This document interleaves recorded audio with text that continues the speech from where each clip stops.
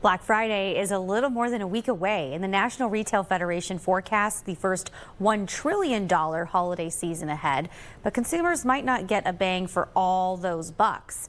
CNN's Karen Caifa is live in Washington now with what consumers need to know about this year's deals and the sneaky surprises. Hi, Karen. Hi there, Lindsay. Retailers have been anticipating this collision between tariffs and the holiday spending season for months now. And cost-conscious consumers still do have some ways to stretch a dollar, but there are some shortcuts that could actually end up more costly without a little caution. Popular holiday gifts like toys, apparel, and electronics are among the most imported and most impacted by the Trump administration's tariffs. The uncomfortable reality of it all is that the sort of things that we want this Christmas or in past Christmases is stuff that is no longer produced in the United States. Russell Hawley, director of shopping content for CNET, says some tech and toy manufacturers have made changes to trim their costs. There have been a number of manufacturers that have made it clear that they're going to, in order to adjust to tariffs, do things like remove batteries.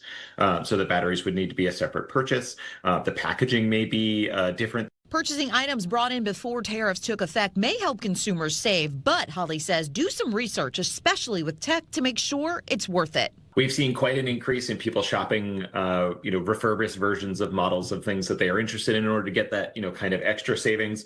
My biggest recommendation to anybody going that route is to just read the fine details. David Bieri, associate professor of economics at Virginia Tech, says online shoppers who find big deals need to note where the item ships from. If you're doing direct imports or have FedEx or DHL or UPS or even the US Postal Service act as your importer, you will have to carry the cost. The de minimis rule had long kept low-value packages entering the U.S. tariff-free. That exemption ended in August. And for those thinking that maybe the Supreme Court will step in and play the role of Santa, their ruling on the tariffs is not expected until next year. And even if the justices did render a quick decision, retailers have already paid those tariffs on items they brought in for the holiday season. Lindsay?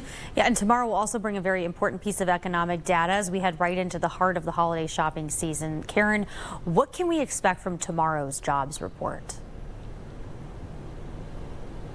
Well, Lindsay, we are finally getting data, economic data from the federal government after the shutdown. And this jobs report that's coming from the Bureau of Labor Statistics is going to be pretty backward looking because it looks at September. This was the report that was scheduled to release on October 3rd, right after the shutdown started.